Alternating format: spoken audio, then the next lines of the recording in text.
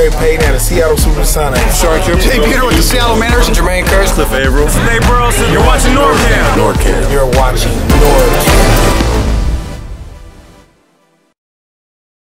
Yo, what's up, guys? This is NorbCam coming at you. Happy Thanksgiving to y'all. As you can see, I am here with company. This is David Slita, Sports Live in the ATL. Coming off, of course, that Monday night game. This is live. And yes, you are welcome to participate in both the chat, as you can see in the window, as well as you can call in at 515-739-1219. Enter the code 696153, and you'll be entered into the phone queue. Stay on the line if you call in, because if I answer the calls in the order they're received, so the longer you hold, the sooner I'll get to you, all right? Anyway, so we're here to discuss, obviously, a very painful game for me, but the opposite feeling for David here, as the Falcons took down my Seahawks 34-31, heartbreaking fashion. But it was a thrilling game. Can't argue about the way that the game went down, because it was well fought both sides, and it just came down to a matter of inches. And so, you know, that's how it goes. And when a game is that close, obviously, you can look at a million things during the course of the game and say, this could have changed the play, this could have changed the game, this sort of thing. So, anyway, but I'm here with David. David, can you hear me okay? Yeah, can you hear me okay? All right, yes, you are here live. So, David, in case you guys didn't catch the video last week, David and I did a collab video, as we've done in the past. We've had 3 games now since we've collaborated. We won the first one at home. He won the playoffs last year, and then this was essentially the tiebreaker to this point. And the Super Bowl. Super Bowl. Well, you did the Super Bowl, but, you know, we weren't playing you guys. But we did a collaboration on discussing the Super Bowl. That was on the list. Yeah, it was on the list. So this was, again, kind of a rematch, and heck of a rematch. I mean, fight to the finish, you know, 2 teams going at it hardcore. But, you know, let's talk about this. And we've got a bet to settle. We did set a bet that winner had to do something or the loser had to do something for the winner. So we will settle that by the end of this video. But let's get into this game, shall we? I know you guys, we'll have taken calls waiting on the line here. Live chat. We'll try to talk through the live chat and see what we can. There's a lot of you coming in here, so we won't be able to answer every question. But let's talk about this. David, talk about this game. I want to hear your perspective. I'll share my perspective. And let's just kind of talk this out, and people can get their input as well. So, David, your take on this game. Congratulations, first of all, on the win. So, what was your take on the game from your perspective? Okay, well, first of all, can you everybody hear me? Can you hear me, Norb? I can hear you. Okay. First thing I want to say is I enjoyed the other day in the chat with you guys. No hard feelings. It was fun. I actually enjoyed being the villain going into opposing teams' chat. And I got the utmost respect for Seattle Seahawks fans, 12th man. Trust me, I do. I know a lot of Seattle fans. And especially NorbCam for putting this together, so I appreciate it. I am watching the live stream behind me, so I do encourage you Seattle fans, not only to ask Norb a question, ask me a question. I'll give you an unbiased opinion. The game, honestly, was it was like an up and down roller coaster.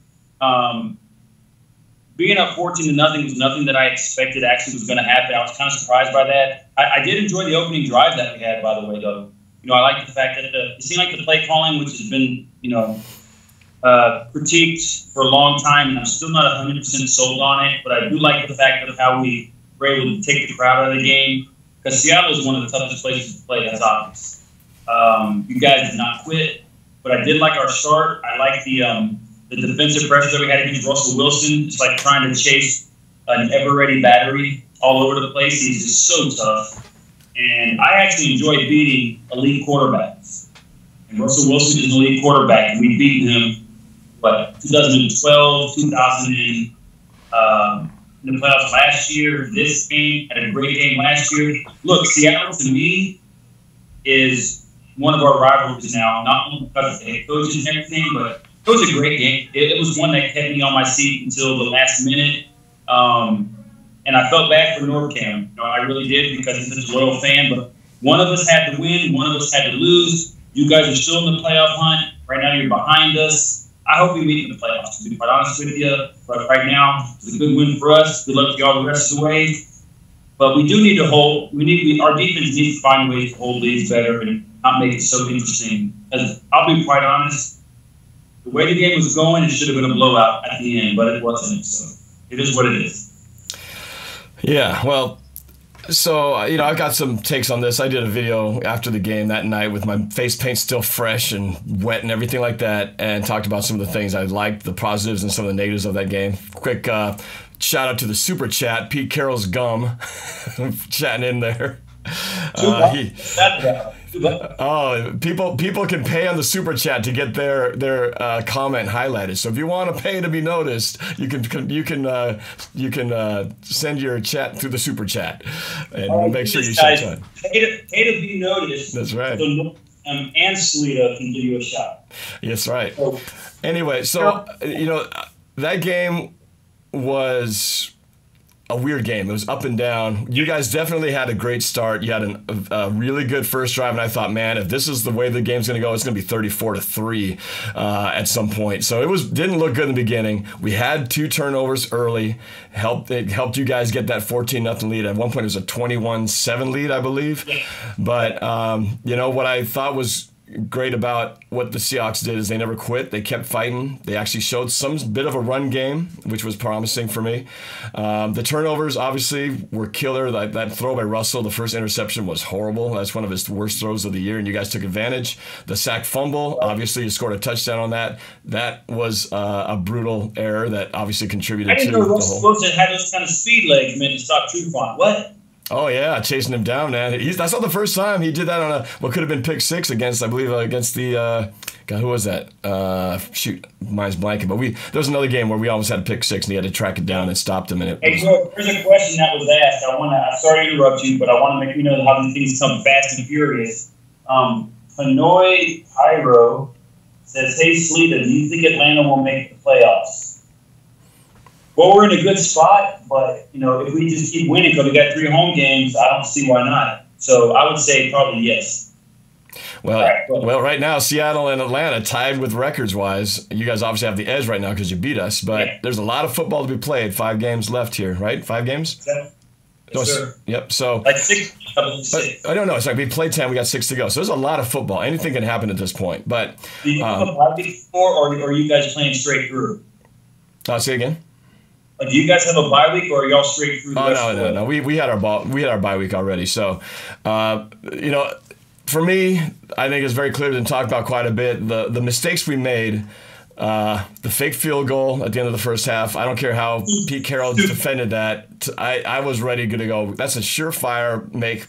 Potentially, we're talking Blair Walsh here, but he should make that field goal, and that could have been the difference between the tie versus the loss, or at least overtime. So that's mistake number 1. Big mistake number 2 was the challenge and burning a timeout at the second half unnecessarily. One was just a timeout that we shouldn't have called. Second was the challenge on the Baldwin drop. We couldn't see in the stadium, but from what I heard on TV, it was very clear he didn't get the catch. They should never call that one. The lack of timeouts into the game severely hurt our ability to close out that game. And though that's really the main thing. I mean, if either of those 3 things weren't in there, that end result, when you miss a field goal by basically that much, a lot of things could have happened if we just. Those are 3 things in our control. Now, there's a lot of things I can say that were out of our control, or things that Atlanta did, or that the refs influenced. But those 3 things that were clearly our own making hurt that game. So coaching as well as other execution was a huge part in that game. So we're as much to blame for ourselves with that loss as well as how well Atlanta played. And let me just say this. Let me say one more thing, Sleeta. I got to give props to Matt Ryan, because that dude, I know people were writing him off. He's a hell of a quarterback, and he's in the elite category, and he made some spectacular throws. I think the biggest one was that one on the right sideline on that final drive to get the field goal. He threw a pass to Julio Jones on the right sideline over the shoulder, in only one place that he could get it.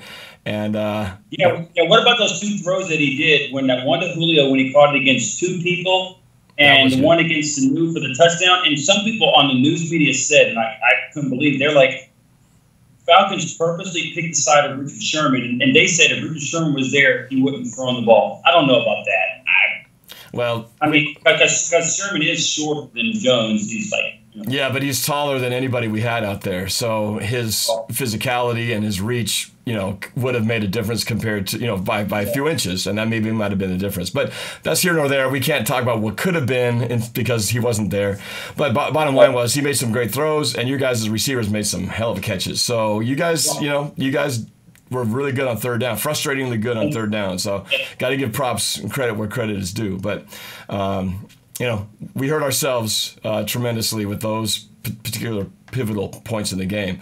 But but I do want to say, while I'm giving props to Matt Ryan, what about Russell Wilson MVP? I mean, that dude has single-handedly saved games and kept this team from being what could be a sub-500 record. We're 6-4. We could easily be 4-6 or worse if not for that one man alone. Because, with all the injuries we've sustained, with all the offensive line problems, without the fact that we have any kind of running game, Russell Wilson has had to be the offense, accounting for 80 to 90% of the points and everything on offense. And so without him, we wouldn't even be in half of these games. So he's been amazing. Have more rushing yards than your runners? Russell Wilson is clearly by far the leading rusher on this team. It's not even close. Not even close. So, anyway. And the thing about Russell Wilson that I respect him with is not only is he a huge competitor, he's classy. And it's really hard to find people like that. Because people, when they become really popular and noticed in the sports world, you know how the arrogant side takes over? Like Cam Newton, whatever. Right. Russell Wilson is class, and if my team can't win it, I would not be disappointed to see Russell Wilson in Seattle. Well, and I felt the same way because Matt Ryan. It's hard to hate the guy because he's good. You hate him because you hate him because he beats you, in the games that kill you. But you respect the hell out of him because he's good. I want that championship so much. That's what hurts him last year. Yeah. Oh yeah. I mean, you guys will, much like 49. We will never live it down. You guys will never live 51 down, no matter how many trophies we ever win from this point on. It's going to be stuck with our history forever. Right now, I just want one. I just want one. I want to be called champ. Yeah. Well. Anyway, we've got quite the challenge ahead of us. But I was going to say Matt Ryan. At least with Matt Ryan too, the guy is classy as well. He's not one of these guys, arrogant dudes who just annoy the hell out of you. Cam Newton drives me freaking crazy. That's why I can't stand the Panthers. I know he's in your division, so obviously you have a different reason for hating him. But the guy just bugs the crap out of me. I'm sorry. He's such an arrogant, cocky dude when he wins, and he's such a pouty little kid when he loses. And that to me is like that's not a leader. There, that's the guy who's he's immature. Notice whenever the Panthers win, he parades around the field, high fives everybody, cheerleaders, water boys, whatever. Panther takes pictures, and when he loses, it's like 30 seconds. You notice that? Like, boom, bam, done. Right. So anyway, but I don't want to talk about him. That's not at the issue right now. But let's go to the calls. Let's go to the callers here. Let's talk to somebody from the 952. 952. What's up? What's up? This is NorbCam and Sleeta. Who's this and where are you calling from? Hey, Norb and David. It's Brandon from Minnesota. Brandon, you've called before. Brandon from Minnesota. David, can you hear him okay? Yeah, Brandon from the Twin Cities. How you doing, sir? Hi, David. How are you? I'm feeling pretty good right now. I can't complain. What about you? Happy Thanksgiving, by the way. Yeah, David, I just wanted to give you that was a good game, man. I gotta admit, I was watching at home. I was nervous when it was 14-0. I was like, oh, God, are we going to lose this game? But good game, though. Well, I appreciate it. What was your feeling looking back on this game? I said my thing about what the most frustrating part of why we lost that game. You have a different take on it, or do you feel the same way as far as why we lost? Primary reason why we lost that game. I feel like the field goal right before the end of the half cost us the game. Yeah, it was huge. Where they faked it, because that was just probably one of the dumbest moves you can do.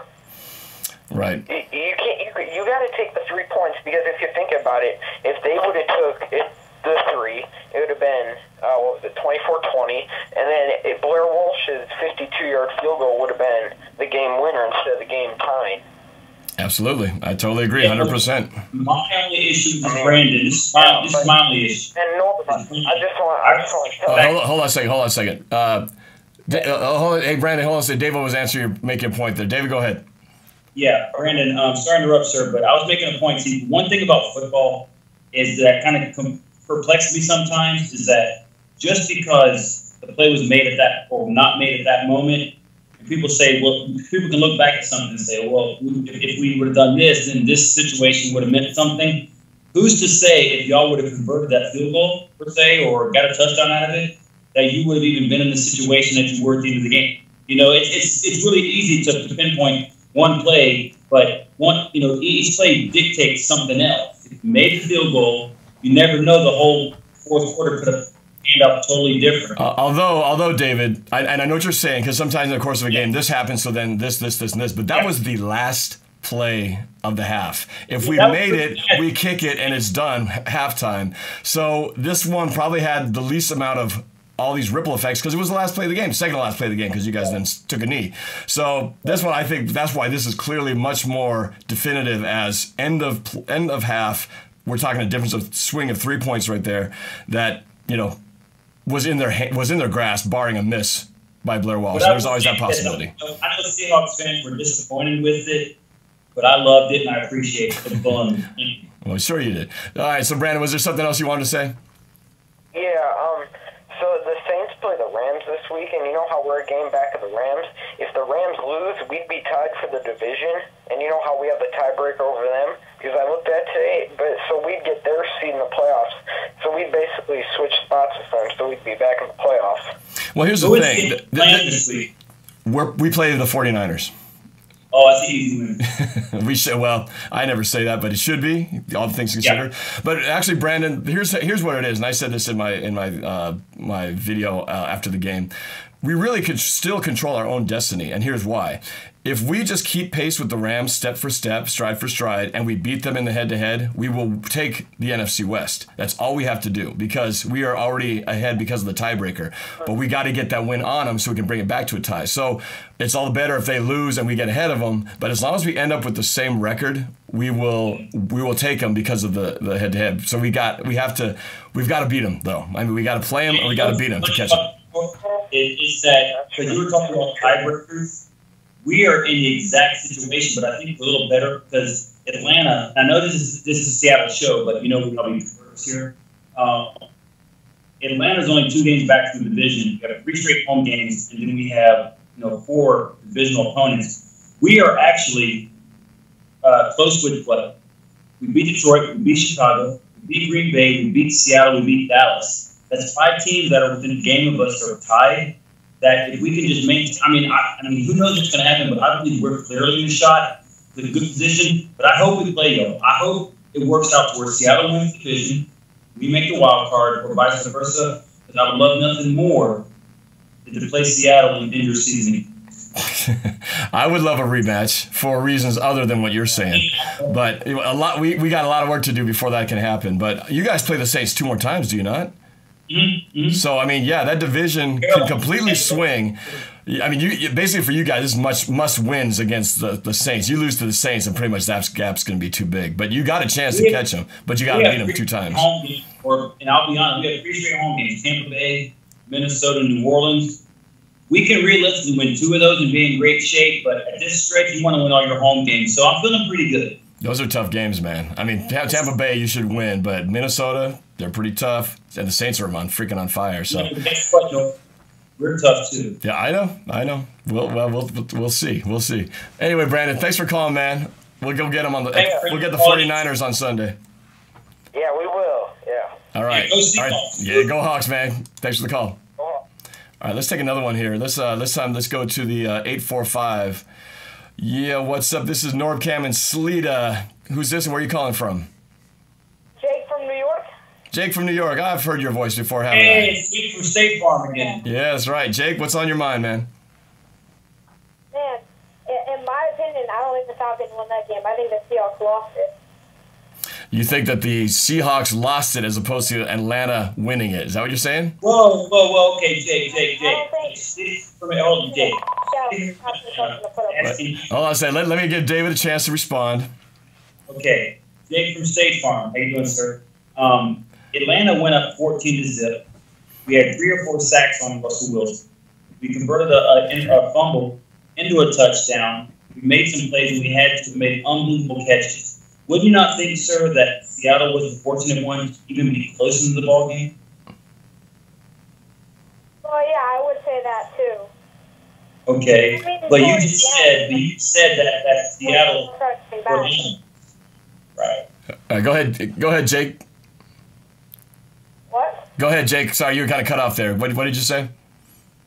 Oh, I said that in that beginning, I feel like many of those mistakes could have been avoided, like the Russell Wilson pick. I just feel like that was a horrible mistake. The kick, that was just the dumbest decision I've ever seen. But it helped Atlanta win, so. Yeah, well, let me. So hold on, Dave, before you respond, because you made your argument. But let me say this, and we should have pulled it up. But if you look at the statistics, we actually beat you in almost every single offensive category. We beat you in yards, rushing and passing. We beat you in first downs, number of plays, and the category we did not beat you in was turnovers and the score. So you take all that, it was not as dominating as you think or felt it was, but those turnovers were very costly because they both turned into 7 points each. So that's okay, and that I understand and respect, but what we talked about before the show started, did we not fumble a punt deep in our own territory that you guys converted to a touchdown? Yes, you did. So I guess you could trade that one for the sack fumble if you want to kind of trade points there.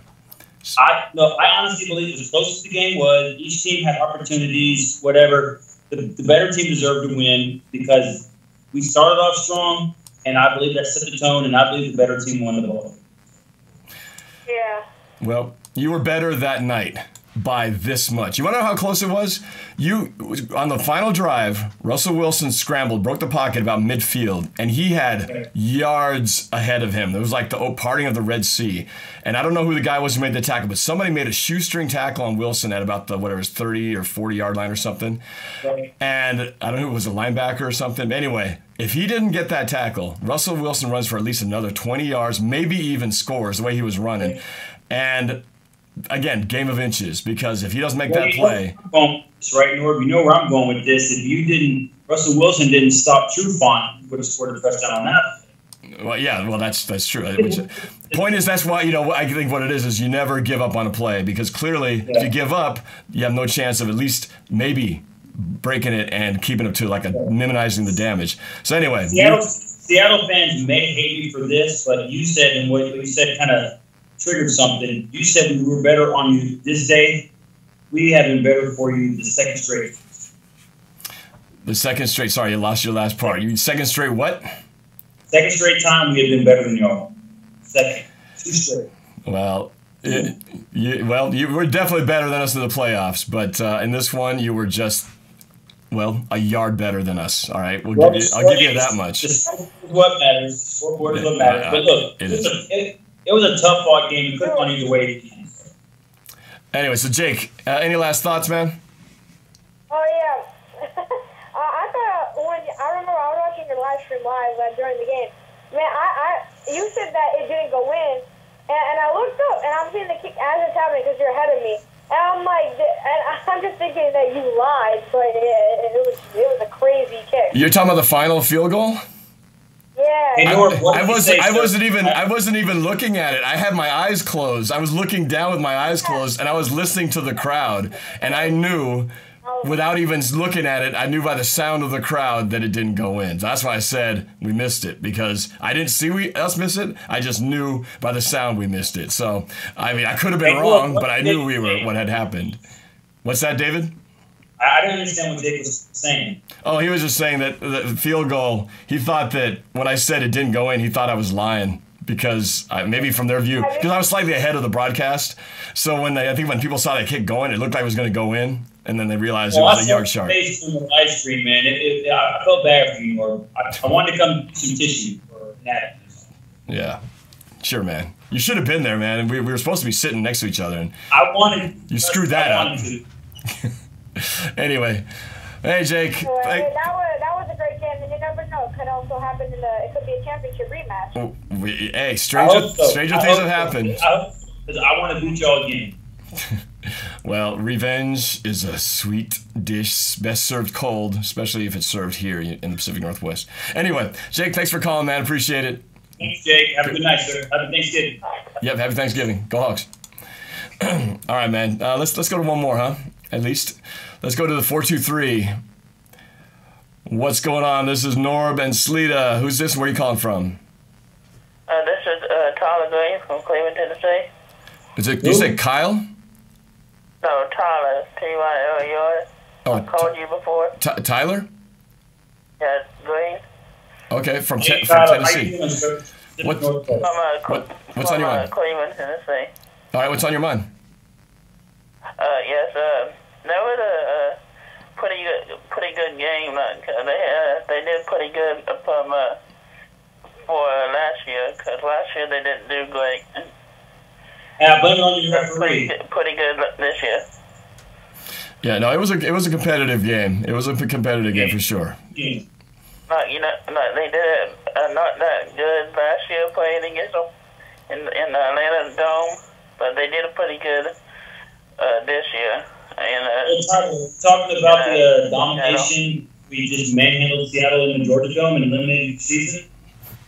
I agree. It was a lot better game than that massacre. Yes, sir.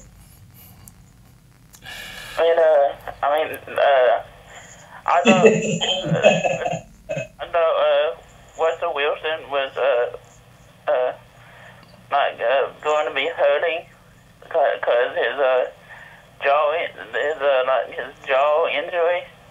He broke his jaw. Well, he didn't break his jaw. His jaw was sort of, they had to reset it because it was, he took a heck of a shot at that Cardinal game, but I don't think that had anything to do with his performance. He was fine on the field against the Falcons, but yeah, no, he took some, we took some definite, had some injuries that set us back at that Cardinals game for sure, but Russell was fine. I mean, you saw Russell on the field. The guy was magic, a magician out there.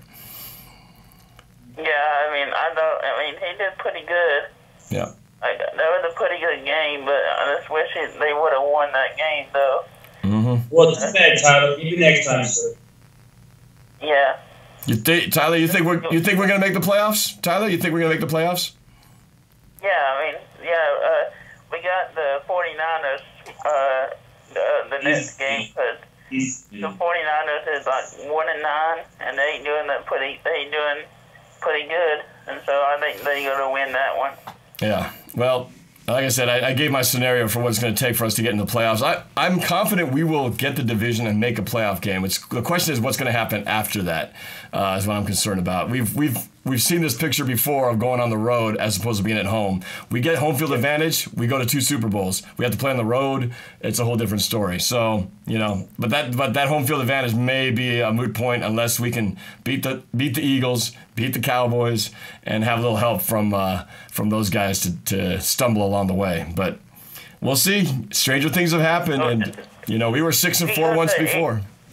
Did we got the Eagles in the one of the games? Oh yeah, we play the Eagles in a couple weeks. Yes, indeed.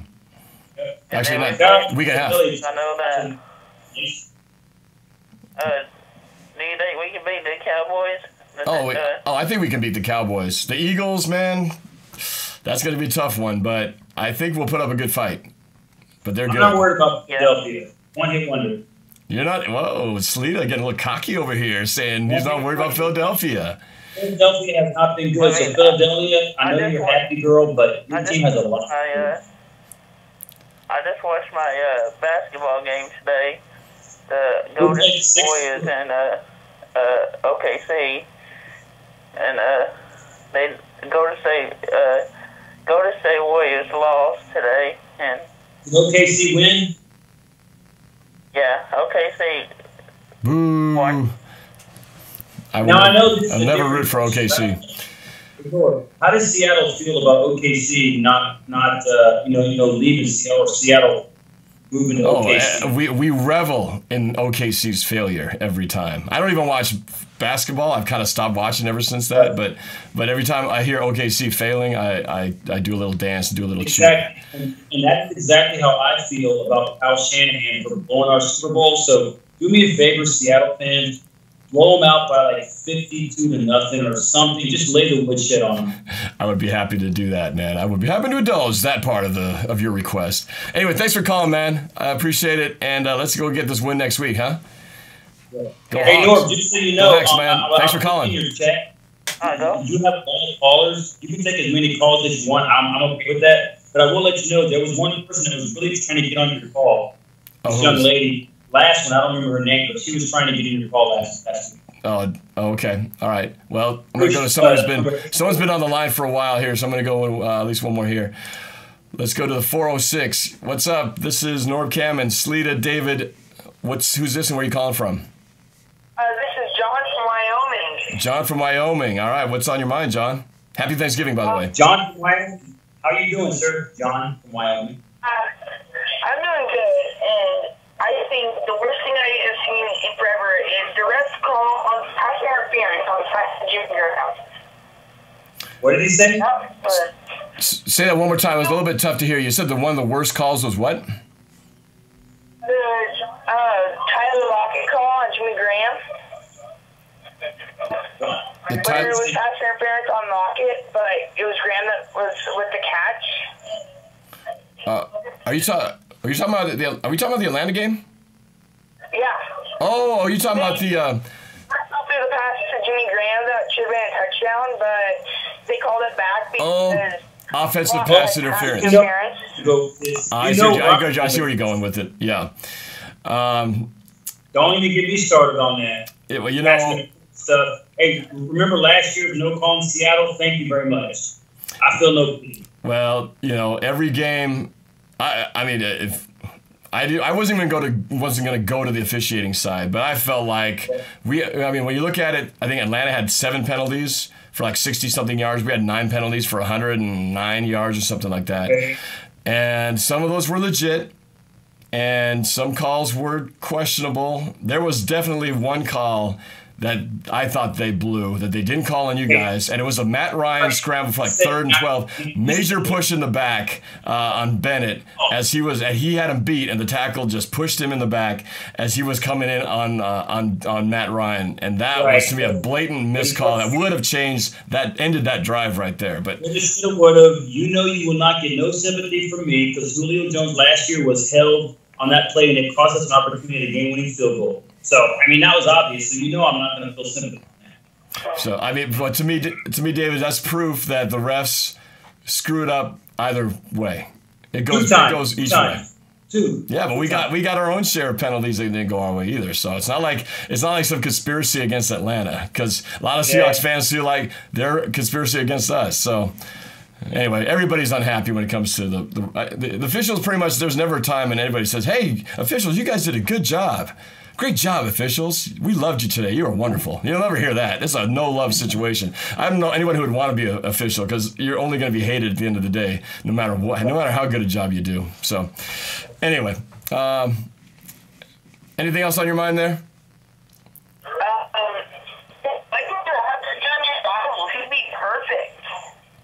I can't hear him. Yeah, I know. It's a little noisy. Are you on speakerphone over there? Yeah, pick up your headset and speak into it. It's a little clearer that way. Yeah, pick up your headset, put it to your mouth, and speak clear with no air in between. But why didn't you understand your... I cannot do that either. Try that one more time. Seems like we have bad connection. Go ahead. I think we lost him. Must have been a bad cell connection. All right. Well, thanks for calling, man. I do appreciate it. Well, let me ask this, Norb. Before you, like I said, you're more than welcome to take calls. I don't care. But I do have to ask you this. Somebody posted in the chat about Mike Freeney. Yes. That was a stupid decision by Seattle to drop White Freeney. He was doing nothing but playing well. And he always, I told you before, he said he wanted to sign here. I'm more than hey, White Freeney, 93, more than welcome to come back home, sir. More than welcome to come back home. Yeah, I was a little surprised myself. you know, he didn't do much in this last game, but then again, nobody did. We only got one sack on Matt Ryan the whole game. So it's not really like it was him who blew it, but I don't know. Again, the coaches have their reasons. Maybe the work. I don't know. You know, they obviously see everything behind the scenes, and, you know, they see more than we do. So I guess I have to trust that whatever they decided to do, there's someone else they're making room for. So we'll see what moves they make. Well, we'll find out. We'll find out. But I like what he was doing. He had done great for the previous couple of games he was in. So I was a little shocked myself. So the Dwight Freeman thing is a little bit of a head scratcher. Nor being from Jimmy Graham used to be in the Saints, and I know his first year with Gup was not that good. What did he get injected with some Superman powers? What does that connect all of a sudden Wilson and Jimmy Graham? You know, I have no idea why it took so long. Because we've been saying all the time is like red zone, just throw the ball to Jimmy Graham and he's going to get it in there. I don't know. I have no idea why it took so long. Nobody does. He's unstoppable. He is. You know, and so no idea, man. Again, another puzzling thing that why did it take so long? It's like take a step, look to the left, throw to him, and throw it up high. You know, back shoulder fade. The guy will get it every time. So, but don't know the reason. But they're starting to work it now. So, but let's see. Let's go here to 510. Wherever you want to go right ahead. What's up, man? This is NorbCam and David. Who's this and where are you calling from? The kid DJ Marley that I talked to the other day. Okay. All right. You got to speak up. You're very quiet over there. DJ. My name is DJ Marley. I was the guy with the family. Oh, okay. Yeah. DJ. DJ from where? Where are you calling from? I was really disappointed when they lost. I was watching the game and I was like, no, when we lost. Yeah, I feel you, man. We had it, at least a shot at overtime, and you know Blair Walsh puts a little bit more leg in that kick. We're going to overtime, and speculation. I'm convinced we win that game because we had so much momentum going into the overtime. But we'll never know. We'll never know. But you know, mad at the fake field goal. What's that? I was so mad at the fake field goal. Oh yeah, everybody is. I don't think it still makes no sense to anybody, even after hearing Pete Carroll try to defend it. It was a bad call. Should have taken the points. Guess what, sir? I was extremely happy that y'all did that blunder. Just so you know, I had a sip of beer and ran around the house. Thank you. Yep. It's not the first time Pete Carroll has made calls that you may kind of wonder what the heck was he doing. But at the same time, the choice to make that pooch kick, kind of long onside kick that they did to, they eventually recovered on the fumble, as David brought up earlier. Had they not done that kind of a kick, we wouldn't have gotten the score out of that. Possibly wouldn't have scored on that one because it paid off doing that. So you live by the sword, you die by the sword sometimes. So, you can't have it both ways, so you kind of get what you get with Pete Carroll. The question that I have for Seattle fans, anybody, whether they call in or type in the chat or wherever you want to comment, how do you feel that Dan Quinn, your former defensive coordinator, owns you? I'm just curious to know that it's like 3-1 or something. Yeah, well, I wouldn't say own. Yeah, you won the last two, but we won the one before that. We won the one before that, and then you had beaten us in the playoffs. You seem to always conveniently forget that we beat you in 2013. For some reason, that slips your mind, and you always remember the playoffs and then the only two recent wins. Yeah, because we had a horrible team, and Dan Quinn wasn't even our head coach. The point is, we beat you then, and you always seem to forget to mention that game. It was pretty bad, actually. It was pretty bad, but anyway, but yes, you've gotten us the last two times, so can't take that away. How old are your daughters? What's that? How old are your daughters? Why do you ask? What? Because I was just wondering because, they look pretty similar to my age. No, how old are you? I'm 13. Okay, my daughters are a little younger than you. Are you trying to ask them out, sir? Just wondering. Mm-hmm. No. Kind of creepy. I've been watching out for guys like you. I knew someday I'd have to buy a shotgun and be prepared for this situation. No. No, you're about right. You're a little bit older than my daughters. My oldest is in middle school, and the other one's still in elementary school. So, but yeah. Creepy. I want to be a quarterback. What's that? I want to be a quarterback. All right. Well, put in the work, man. Defensive end. All right, you get the cheerleaders, I guess, huh? All right. Yep. QB gets the glory. All right. Hey, man. Thanks for calling. I appreciate it, man. Go Hawks. Bye. Go Hawks. Yeah, get a girl. Something. All right. Any good chats in there? I see Kopolele, who's often involved in there. It's the fourth straight loss for us after the Niners. There's absolutely no way we can pull off a win against the Eagles. Say that again? I said, how can we possibly top that? You never know where these chats are going to go, man. It's kind of crazy. Let's see. Let's go to the 713.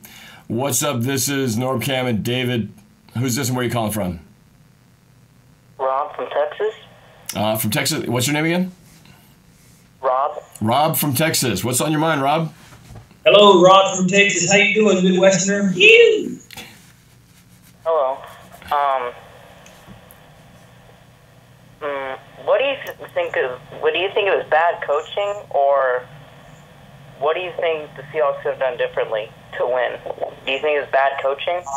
Well, I brought it up earlier, and I said 3 definitive standout points because in a game, you have different levels of accountability. But the first one you got to look at is what did you do that you could have done better, that you had control over? We had control. Not a field goal, stupid play call for one. Well, yeah, your play call, calling a fake field goal. That's Seattle public enemy number 1.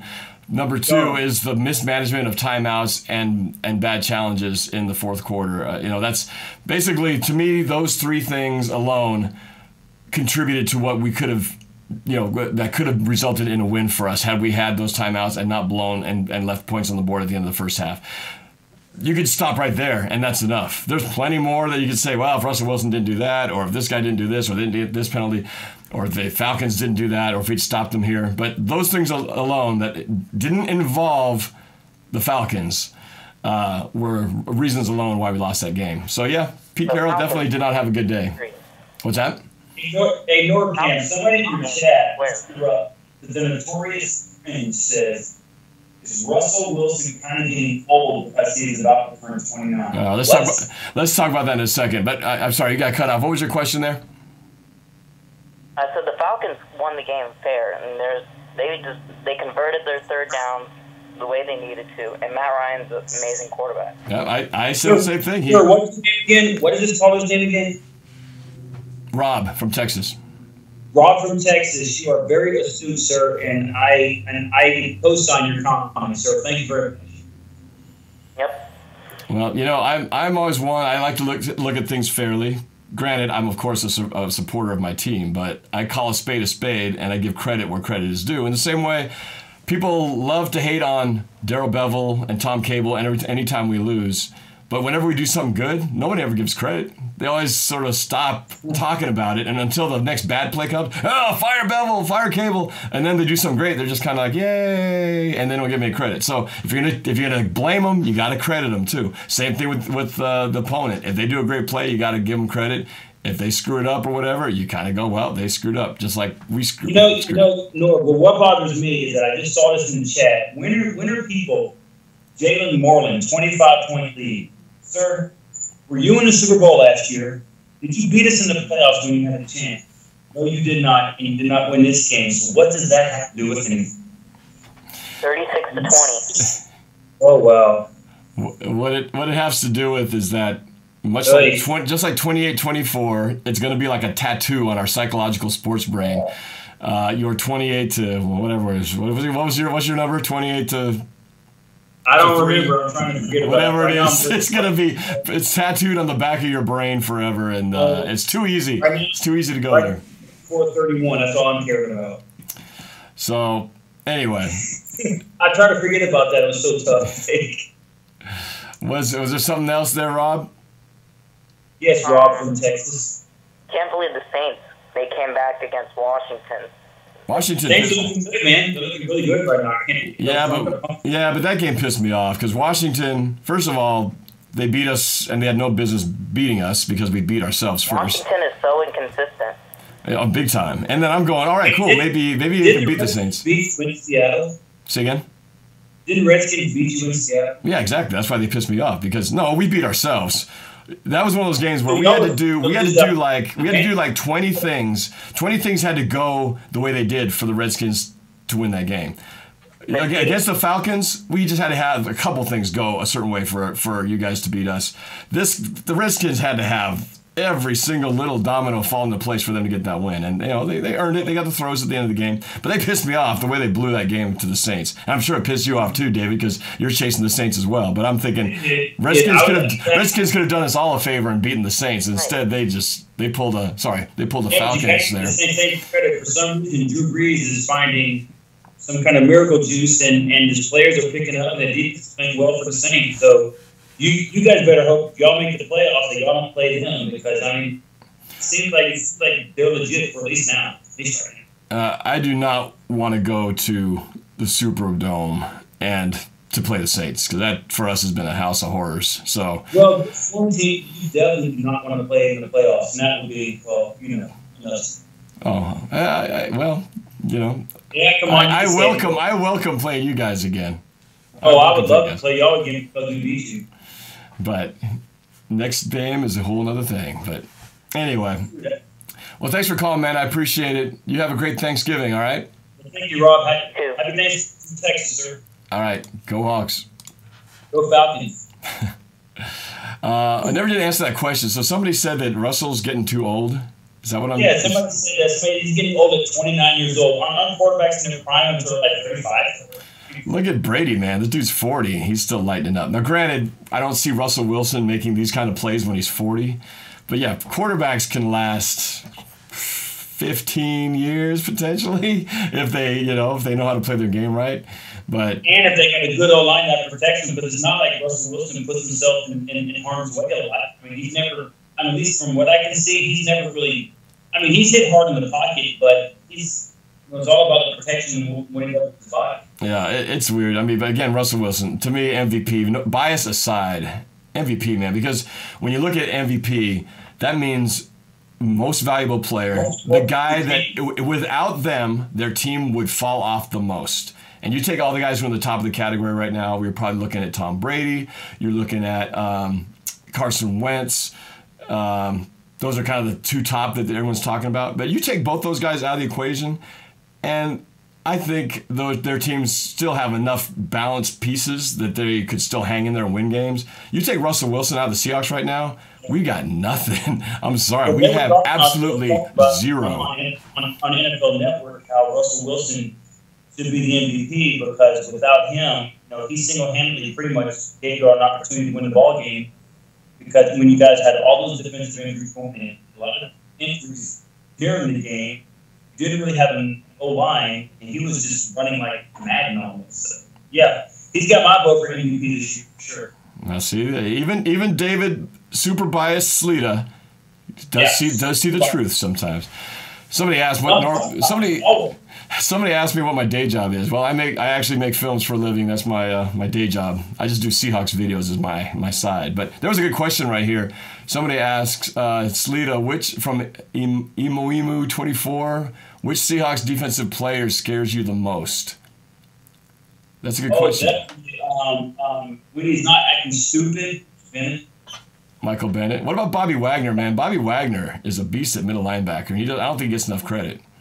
Yeah, well, I don't know. I don't really know what he did in the game, whatever. Like I said, there wasn't a lot of pressure on Matt Ryan, so it's kind of hard. But I remember throughout the years it was Bennett. I remember Cliff Averill playing some plays. Honestly speaking, when you talk about Seattle, it's really anybody on that defense, because even though they were without Sherman, they were without Cam Chancellor, your defense is still really good. So Bennett, but really it's anybody wearing that Seattle uniform.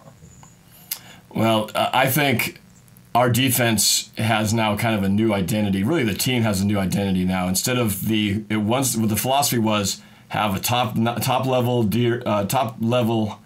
defense and run the ball, and now it's the opposite.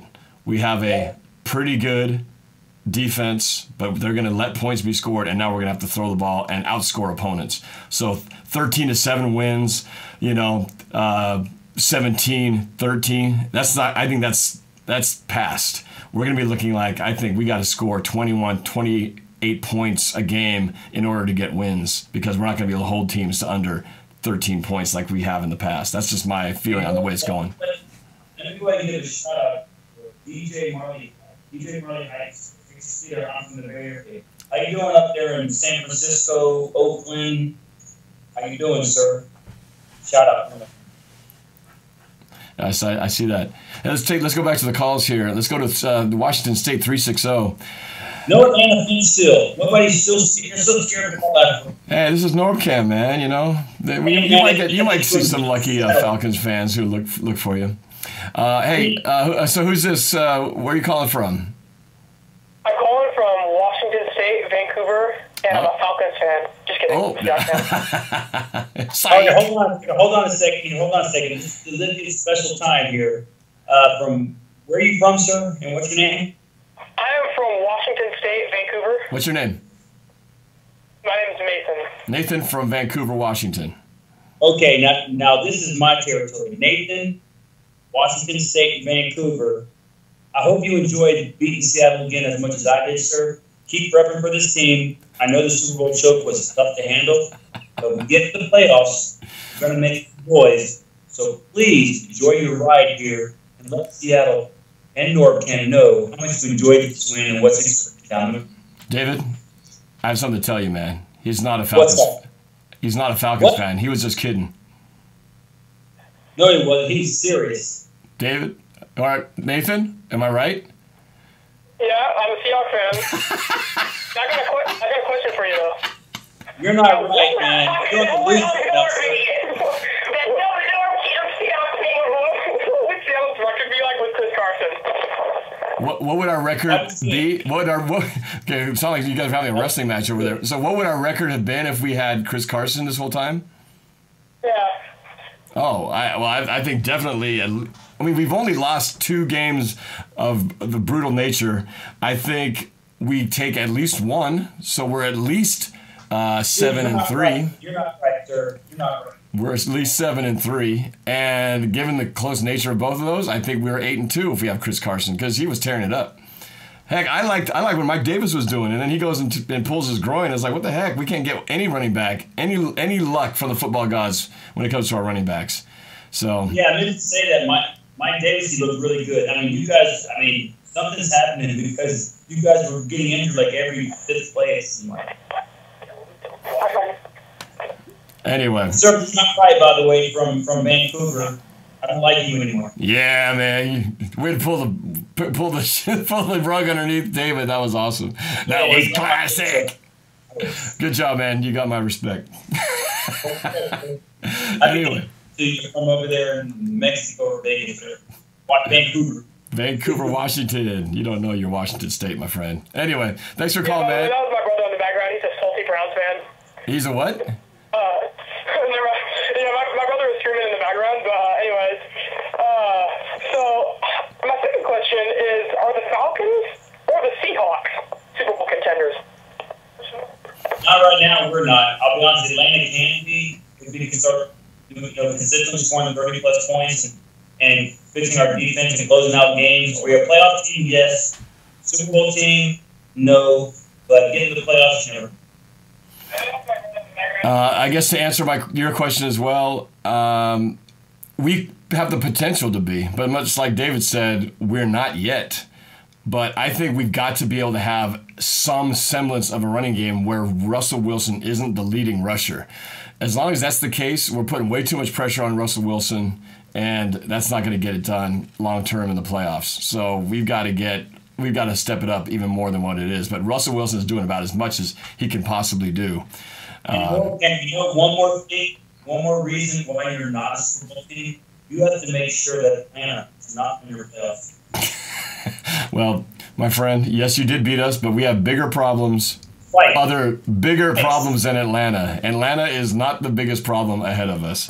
And at this point, we don't even play you yet at this point. We don't even know the scenarios where we would play you. Yes, there is one, But like you said, you got a lot more work to do. We got a lot more work to do, and maybe that at that point we get our work done. We might meet up again in the playoffs. I hope so. All right, man. Well, thanks for calling. I do appreciate it, dude. Say hi to your brother over there. And stop lying, sir. Stop lying. That's not a good thing. It comes back on you. That was good. All right, man. Go Hawks. Thanks for calling. All right, go play this. Go play. Okay. Oh, wait. We got an international call. I got to take this one. We've got someone from country code 52. Who's this and where are you calling from? What country are you calling from? I'm calling from Mexico. Oh, Mexico. And what's your name? My name is Edgar. Did you say Edgar? All right. What's your Edgar? What's your question, man? What's up? What's on your mind?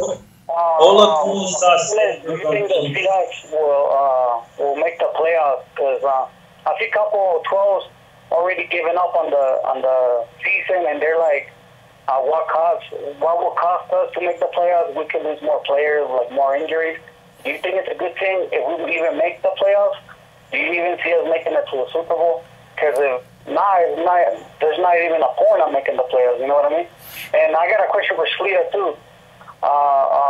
If you think the Falcons will, like, get back to their, like, how they were last season, like, the potential, and what happened to his whole YouTube channel, because he used to do a lot of trash talk, and I used to love his videos, and now he's, like, more calm, and, like, did he change or something happen, or what's going on?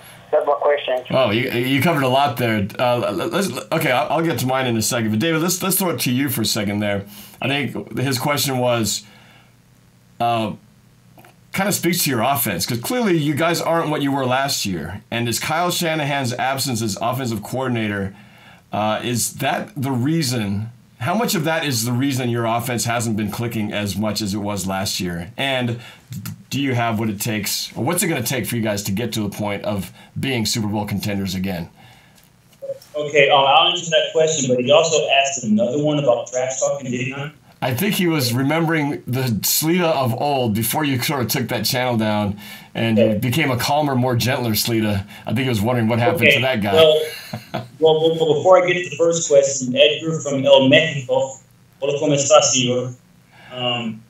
I appreciate you watching my channel. Back then, I had a great time doing it, but it was time to kind of evolve it. And when I shut my channel down, Edgar, I was not planning on coming back, but, being a hardcore football fan, the day before, I kid you not, the Bears game, week 1, I opened up the new channel and just wanted to talk football because, unfortunately, like, we have fun here. Some people cannot keep it that way, and I have a future and everything, and I just didn't want to jeopardize it. So I'm just trying to be more calm. But for you, Edgar, are you a Seattle Seahawks fan? You still there, man? Yeah, I just can't hear Slita. For some reason, it sounds really quiet. Oh, okay. Well, sorry about that. He was asking you, are you a Seahawks fan? Yeah, I got the Seahawks logo tattooed on my face. I think he knows me. I comment on his videos sometimes. Yeah, I'm a Seahawks fan. Okay. Yeah. Well, I'm not sure. He said he had a hard time hearing you, but I think David basically... Edgar, if you know my new channel, it's the man known as Slita. Comment again, and just so since you follow my channel way back when I was hardcore trashing, I will give you one dose of my old school self. Edgar, how does it feel? Seattle, you cannot beat my team, and you probably will never beat my team in the playoffs or even the regular season. Okay, moving forward to answer your question. He said something about what was the question again? He asked me. The question I think was, what's it going to take for you guys to become more like how you were last season offensively? And it's about Edgar. It's about execution, sir. I'll be honest and tell you, I didn't think that the absence of Kyle Shanahan so much, but it definitely is. It's not the same Falcons team. The offense's players are there. The plays are showing up at times, but some of his decisions. Because when Kyle Shanahan was here, we never really had so many 3-and-outs in pro. This Steve Sarkisian, sometimes I think he's playing college football. I think it's fine, but we just got to just execute plays, convert on third downs, go more to Julio in the red zone, go deep more, just close out games defensively. I think we'll. Yeah, I'm not sure if you heard all that, but anyway, that's his response. I heard a little bit, but I mean, after the live stream, I'll hear it later though again. So it's answers. I can hear you clearly though. Okay.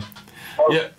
I'm still refining this process. This is a lot of high-tech stuff, getting Skype with David and myself and you guys all on here. So it's a work in progress, but still needs a lot of improvement. But I'm getting there. So apologize for the technical issues. Mr. Bit 10 mentioned that Sleeta has an echo. Yeah, well, gotta live with it for now. This is the best I can do till I can improve the situation. But anyway, what do you think? You were asking me about the Seahawks' chances of going. Are they Super Bowl contenders? There's a lot of trolls that are basically saying that even if we make the playoffs, they don't see us making the Super Bowl. So at what cost will we make the playoffs? Like, what if we lose more players, more injuries? I mean, I would love to see the Seahawks in the playoffs because we have made it basically the last 7 seasons. But, I mean, at what cost? I just don't see it because the O-line, it's getting better, but Russell Wilson has to do too much. And the defense, even though it's pretty good, but it's not the same without Cam and Sherman. I noticed it with the Falcons. They got us on a lot of big plays, and even what's the guy? I can't even pronounce his name. Number 30 that's playing for Cam. I saw him miss a tackle. I was watching it here in Mexico, and I saw him miss like a perfect tackle. And Cam will just drop those guys in those type of plays. So he's playing decent, but I don't see him playing at the same level as Cam. So do you even see us making the playoffs, or do you see us giving up on this season, or how do you see the Seahawks going forward? Oh, yeah, I've completely given up on the season. It's done. We might as well just stop right now. No, I'm just kidding. No, of course, what I was saying earlier is that I think, I'll answer it in this way. We control our own destiny. We can make the playoffs, and our best route to do it is to take the division, beat the Rams. And we can do it. All we got to do is keep stride with them and beat them head-to-head. We do that, we will take the NFC West. I think that's very doable. Now, home field advantage, if we had home field advantage, that'd be a whole other thing that I think goes our way. Right now, it doesn't look likely because of the gap between the top-tier teams right now, with particularly Philadelphia. But anything can happen. But what really needs to happen for us to become the team that could compete deep into the playoffs is, one, you're not going to suddenly reinvent this team. We're not going to suddenly get a bunch of all-pro players that aren't there. So you can't figure out how we're going to suddenly change everything. What I think does change now is that you accept the fact that the defense is going to give up more points. That's a reality. You can't replace the LOB and those key players and expect to just have the same result. They're going to give up more plays, more points, and we're just going to have to accept that we're not going to be the defense and run first team and pass second. We're going to be a pass-heavy offense. We're going to be like the Saints were, and have become, but even from before when they were more of a pass team and not so much defense. That's going to be kind of like what we're going to have to do. And I think that as long as Russell Wilson can stay healthy, keep doing what he's doing. The receivers are going to have to step up their game. The line's got to slowly improve. Give them 1 extra second.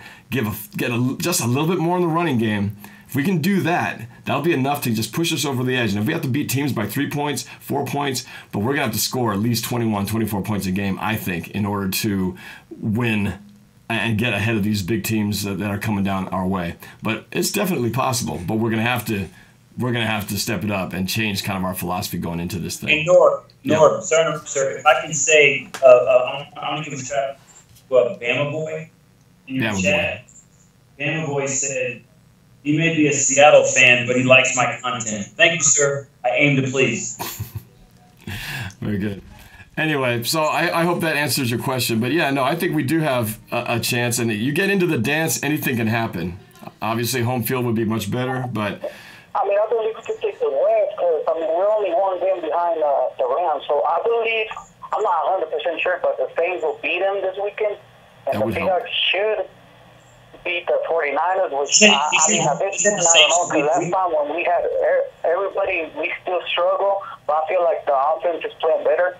it's just weird because when the offense steps up, the defense is kind of it's all right, and when the defense plays it, the offense is just not clicking. You know what I mean? I think what you're trying to say, and I've been saying it all.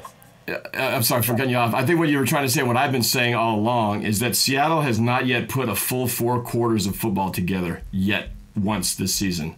And I think that's what we got to do more consistently. We're going to have to do that to beat Philadelphia. You know, we're going to have to do that to win in the playoffs. And we haven't done it yet. And I guess that's what gives me hope and promise, is that the fact that we're still hanging in there and we haven't really played but like one good half of football per game. A solid 4-quarter game is still in our reach. It hasn't happened yet. So I don't think we've even reached our potential. So, yeah, we can play much better. We just haven't done it yet. But I think it's coming. They're going to have to I feel like the running game is getting a little better. I mean, I like what I saw this game. I mean, it was at least a little better. I believe Eddie Lacy's not really playing really good. I mean, Mike Davis did a good job, and I think the other guy, McKissick, I think he's really good too. But I think we should have like a better running game. And I don't know. I mean, I like Blair Walsh, but I mean, I think he had cost us 2 games now. The Redskins one, and I think it wasn't his fault. It was Pete Carroll's fault too for trying to do something weird at the end of the second half. But I believe he could have at least make that 51 yard field goal. I mean, I don't know. I mean, it seems easy, but I mean, it's we don't know. I mean, I'm not a kicker, but he should at least do a little better. I don't know how you feel about Blair Walsh. You think we should release him after the season, or you think they should keep him? And then House gets breaking records in Buffalo, so that's kind of that's you need to try to get Stephen Hauschka back. You need to try to pry him away. We're not getting Stephen Hauschka back. I'll say this much about Blair Walsh, and it's just he lost the Redskins game because when you miss 3 easy field goals, that's definitely on him. Now the 52-yarder at the end of the game, that's not a gimme. He should make it. Most kickers can make it, but it's not an automatic. And so that's not firing him. Now, but that puts him on thin ice for me. If he has one more game like the Redskins game and then costs another one because he misses like 2 easy field goals, I'm ready to let him go. But I'm a forgiving guy, so I'm this close to the point of saying let's ship him out, but I haven't completely given up on him yet because he was solid in the Cardinals game and he was solid in the Falcons game until that final field goal. So it wasn't like he'd been kicking like crap the whole time, just at that moment. But we'll see. If he has another game like the Redskins game, then I'm pretty much done with him. But I give him one more shot. I'll be honest, Walsh did great. He get out of here, man. You know, get out of here. Kiss my butt. All right, and thanks for calling, man. I appreciate it, man. Hey, there's a question I have to ask, Norb. Somebody posted you. Okay, all right. Hey, man, take care, and we'll talk to you later.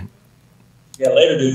There was a comment that somebody posted in your chat that said J.D. McKissick. You know, we actually picked him up originally, and he scored a preseason touchdown against Redskins 2 years ago, I believe. Oh, McKissick was with you guys originally? Yeah, he was with us, and he was a speedster, and I thought he was going to be big in our offense, but with what we had, he was expendable. How do you guys like him on your team? I mean, do you see him as something that you guys can keep? Oh, yeah, no, I love McKissick. He's great. And, you know, I think they're starting to use him more. He was the second leading rusher in the game behind Wilson. But he's very explosive. He's hard to catch around the corner, and I think they just got to continue using him or get him the ball in space because when he gets out there in the open, he's hard to take down. Can't run him between the tackles, but you can run him around the outside and get him in space. Screen plays, I thought they were doing really well in this game that I haven't seen before. So, yeah, no, I love McKissick. He's a great, basically kind of like a pro-size replacement, but even faster. So, yeah, no, he's a great addition. We just got to get the number one back, the one who's our main thoroughbred horse has got to run between the tackles. That guy's got to step up, whoever that's going to be, whether it's Mike Davis or, you know, Eddie Lacy, which I don't have a lot of faith in, or Thomas Rawls, who I've been holding out hope for the whole last couple of years, and it just hasn't happened. But so wasn't sad as Mike Davis, and didn't y'all lose a defender for a cornerback through a concussion or something? Yeah, Shaquille Griffin went out in that first series, I believe, and so we had no starting corners and the backup safety in that to start the game, and went that way the whole game. So, but Here's yeah. any injuries available. He's around. I don't think you can come back from the Hall of Fame and play, can you? That'd be kind of interesting. I love that guy, though, man. He was the original enforcer before Cam Chancellor. But it's too bad, though. Like I said, I mean, as a competitor as I am, I hate when I see injuries like that. It just kind of puts a damper on it. Yeah. There's been a lot of injuries this year. I don't know why, but it has been.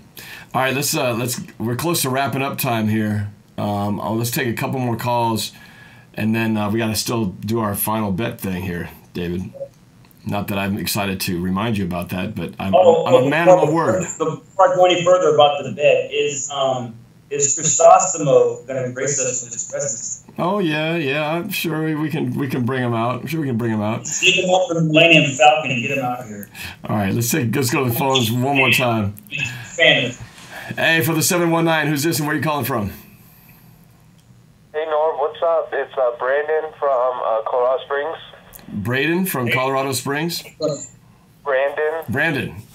Yeah, what's up, man? What's on your mind, man? Real quick before the question, hey, no, I just want to say, dude, I've been supporting you, dude, from, all the way back from, I think the first video I watched was the 49ers NFC Championship game, and I don't know, it was one of those things where I didn't see a lot of Seahawks pages, and you were, I don't know, that was the guy to watch, and dude, it feels like, I don't know, it's been years waiting. I finally get to talk to you. I just have a couple of questions for you. I'm just saying that. Oh, well, thanks. I want to say that I appreciate you supporting me and watching my videos and all that all these years. So thanks for sticking in there. And it's a pleasure to talk to you too, man. Appreciate it. Yeah, I'm excited. I'm here. I got 2 questions for you. Yeah. All right. So the first question is, these two kind of build off each other. But the first one is, with Eddie Lacy, I've been kind of, I don't know, we've been in a lot of situations on 2nd and 1 and 3rd and 1. And sometimes you'll get it, but a lot of times he just, especially against, in my opinion, Falcons didn't have a very good rush defense. And he just could not pound it on 3rd and 1, 2nd and 1 that forces us to pass the ball. I remember in one situation in a game, he got a 3rd and 1, and in another situation he didn't get it, and we were forced to pass, and Jimmy dropped the ball. Do you remember that? Yep. Mm-hmm. Yeah, and it frustrates me that we just cannot get this running game going. What are your thoughts on that? Oh, I think the entire Seahawks nation is frustrated with that. I'm sure the Seahawks are frustrated with that.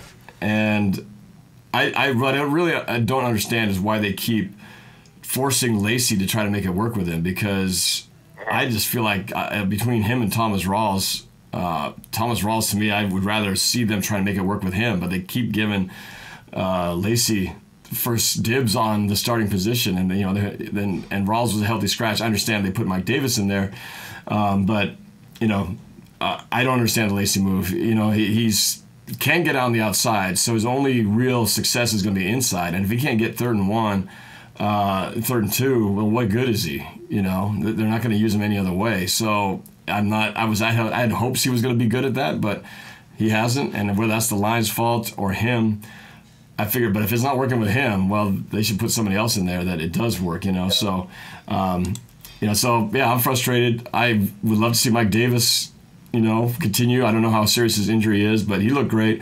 There's a chance that Chris Carson can make it back if we can get into the playoffs. So maybe Chris Carson could come back and do what he did when he first started, but at this point, it's hard to know what is going on, why there is no running game. But Lacy, he's not. I don't understand it, really. I don't understand why they keep pushing him. Maybe I know they guaranteed paid him $3.5 million or something, but it can't be a money thing. Yeah, I mean, I don't completely blame him at the same time, though, because it's not like Ode Abushi and Ethan Posick are the best guards in the game. I mean, Justin Britt's amazing. I love Justin Britt, but our line, a lot of people blame Tom Cable, and I'm like, well, Tom Cable, you're just throwing him scrubs, and he's at least he's building something off of it. It's not like you're giving him we're giving him Joe Thomas or Joe Steele. We're giving these veterans that can play. It's we're giving these guys Ode Abushi, nobody. He would play for the Jets and the Texans. Nobody really has heard of him. It's and he's still doing something with it. Right. So it's I'm not completely blaming on Eddie Lacy, but at the same time, Eddie's got he's a power back. This guy's huge, and he can't even, Like, I don't know. It's frustrating. I hear you, man. I hear you. It's puzzling how bad this run game has become. It was bad last year, and it's even worse this year. I didn't think it could get any worse, but it is. And, Dwayne Brown's in there. I don't know. At this point, it's not like suddenly the line. I was hoping that he'd make a noticeable impact. I still see Russell running around like crazy, and our run game is just as bad. So he alone hasn't made the impact. So I guess I don't see this line really changing identity suddenly in the next 5 games. I think we're gonna have to just work with what we got, and we're gonna have to get creative and scheme around it because it's not happening. If it hasn't happened after 11 games, it's not gonna, or 10 games. I don't see it suddenly happening in the next 3 or 4.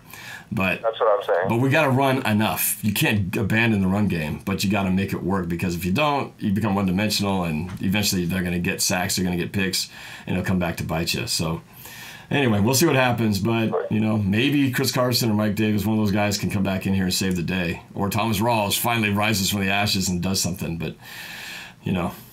We'll see. It's so frustrating, though, especially coming off all those years with Marshawn Lynch. You realize how spoiled we were with him during his peak, which makes Super Bowl 49 that much more frustrating because that should have been his final ride-off into the sunset, carrying the ball into the end zone to win 2 Super Bowls, and then he retires. I mean, instead we have this ugly, aftermath. I cried myself to sleep that night after that one. Oh, man, just crazy. But, hey, you had a second question you said, right? Yes, and the second question is, okay, so like I said, it builds off of the Eddie Lacy thing, but I'm so confused with this offense. I don't want to blame Darrell Bevell, but it's like, I feel like with this offensive line, like Darrell Bevell, like this is offense, like a lot of times. Like we'll give the ball to Eddie Lacy or whoever, and it's like 2nd and 9, and then 2nd and 9 because we can't get a running game going. Russell is forced to pass, and then he gets sacked because we have to go for these long plays since the first run didn't do anything, and he has to sit back there and get sacked, and we're end up being 3rd and long, and then we don't get it, obviously. It's this endless, cycle that just hurts my brain because I'm like, Darrell, it's like, you're doing the same thing, and, eventually I feel like he would understand, maybe we should go with this no-tempo offense that's been really working for us, and instead, spreading, maybe five wide, 1 tight end and 4 wide receivers, you just keep doing the same thing over and over again. I'm saying Russell should throw more, and we should run less, but then I look at the stats, and Russell throws it 45 times a game, and I'm like, I don't know what's the issue there. You can't really ask him to do much more. He's already been, airing it out about as much as you could possibly expect him to. No. And so I really didn't have much problem with the play calling by Darrell Bevell in this game, to be honest with you. I had the problem also with the fake field goal, but I thought actually it looked pretty good. We had some running balance going in there. I thought this was actually one of our more impressive looking offensive games. Turnovers early aside, fake field goal aside, I thought we didn't punt the ball, but till near the end of the game. So we actually were pretty effective, other than those first 2 drives that ended in turnovers. But yeah, again, you got to give credit when it's due and not just blame them when everything goes wrong. So, it's a constant work in progress. So we'll see if they can get it together here. But yeah, I'm with you, man. I feel like this team's got so much more potential. They just can't quite put the whole mix together. But maybe they will. 4 quarters of football. I'm waiting for it. So. Well, thanks, man. I appreciate your call, and it's good to finally talk to you in person, or not person, but voice to voice on the phone. Yeah, thank you. In my day, Hold on a second, Dave. A lot more better. Can I say that one more time, Brandon? I said it made the season feel a lot more better after this. Yeah, no kidding. A lot better. Thanks. Hey, don't lose hope, man. We still can get this division. We can still make the playoffs, and then once you get into the dance, anything can happen. So. I'll never lose hope with this team. In Russ we trust, man. That dude is amazing. As long as we have him behind center this season, there's always hope because that dude is a magician. So don't give up, man. Don't be like those fans who left that game early. That was pissing me off. There were people after they got Atlanta scored that field goal, or they thought it was a touchdown. It originally was called a touchdown, then they called it short. People were just streaming out of the stands up where I was at, and I was going, really? Oh yeah, it wasn't en masse, so you couldn't see it on TV, and even the announcers were saying, oh yeah, these guys didn't stay to the game that I heard, but there were a lot of people streaming out, going down the exits, and I was showing them on my live stream. I said, you guys are gonna regret leaving, and I think they did, even though we didn't win. I still think they missed a great finish to that game that yeah, we fell short. But man, watching him work and watching us get that close, heartbreaking as it was, yeah, that's something to behold, man. Russell Wilson doing his magic is something to behold. So those fans Didn't missed that out. happen against the Packers too, where fans were leaving early or getting the NFC Championship game? Oh yeah, When Russell do like the fourth pick or fifth, I don't know. they were leaving. They were for sure leaving. So yeah, you just can't quit on this team. This team can't quit on this team, man. This team has no quit in it. So I know. Yeah, so don't give up, man. We get there. We'll get there. All right, thanks for calling, man. Go Hawks, man. Yeah, go Hawks. I'll see you later. All right. Okay, well, I'm sorry. What was it, David? There's a couple things in the chat I want to address. Yeah, real quick. What's up? Pete Carroll's Gun said, "Thanks for being cool, Sleeta." No problem, sir. Look, I may come across as arrogant. I just love my team, but I'm also a sports fan, so I appreciate it and I respect Norb and you guys. The Sports Fury says he loves or likes what you and I do when we do our videos. Thank you, Sports Fury. I wouldn't be doing it if it wasn't for Norb.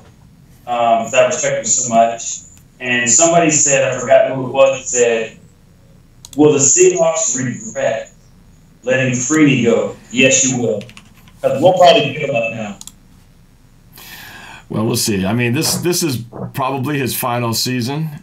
And so what he does the rest of the way and for whom, I guess we'll find out. But I'm waiting to see what the surprise is. It's like they did this for a reason. They're making room for somebody, I assume. You don't just get rid of a guy for no reason. They got to be making room in that 53-man roster for somebody. So we'll see if they got some tricks up their sleeve. Hopefully, maybe they do. So, all right, we're closing in the final moments here, but let's get a couple more calls in real quick. From the 401, who's this and where are you calling from? My name's Matt. Matt, and from where are you calling from? New England. New England. All right, but you are a Seahawks fan, though. Patriots Sims, I don't like it already. Okay, I'm sorry. What'd you say? You're a Seahawks fan in New England? Say that again? You're a Seahawks fan in New England? Yeah, I just couldn't hear you for a second. Yeah. Okay. All right. What's on your mind, man? What's on your mind, Matt?